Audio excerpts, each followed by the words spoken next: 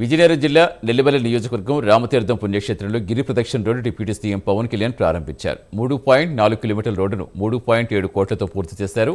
రామతీర్థం కోదండరామస్వామి ఆలయం పక్కనే ఉన్న నీలాచలం కొండ చుట్టూ ప్రతి ఏటా గిరి ప్రదక్షిణ జరుగుతుంది.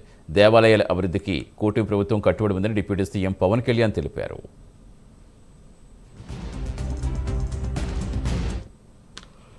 ప్రభుత్వం రామతీర్థం అనగానే రాముడి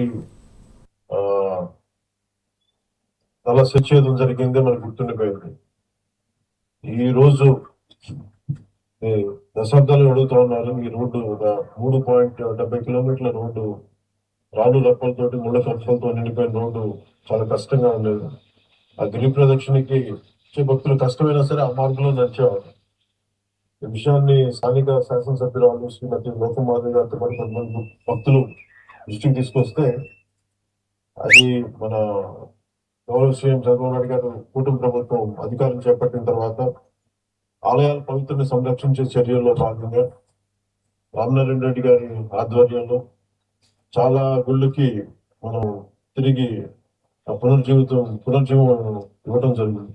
దాంట్లో భాగంగానే ఈరోజు మన రామతీర్థం గుడికి 3.70 కిలోమీటర్ల రోడ్డు 3,40,00,000 ప్రత్యేకించి జాతీయ గ్రామీణ ఉపాధి హామీ పథకం కింద గిరి ప్రదక్షిణ మార్గంలో పిటి రోడ్డు నిర్మించాం.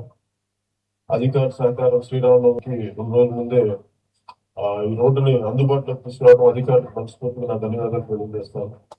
అలాగే ఏ సమస్య ఉన్నా కానీ ప్రత్యేకించి ఈ ఎండోమెంట్ సంబంధించిన ఏ సమస్య ఉన్నా సార్ చాలా పెద్ద మనసుతో రామనారాయణ రెడ్డి గారు సహకారం అందించడం మనస్ఫూర్తి గారికి నా ధన్యవాదాలు తెలియజేస్తా ఉన్నాను.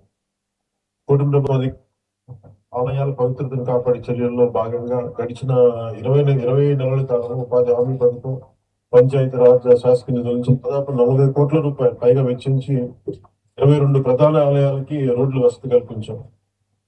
శివరాత్రికి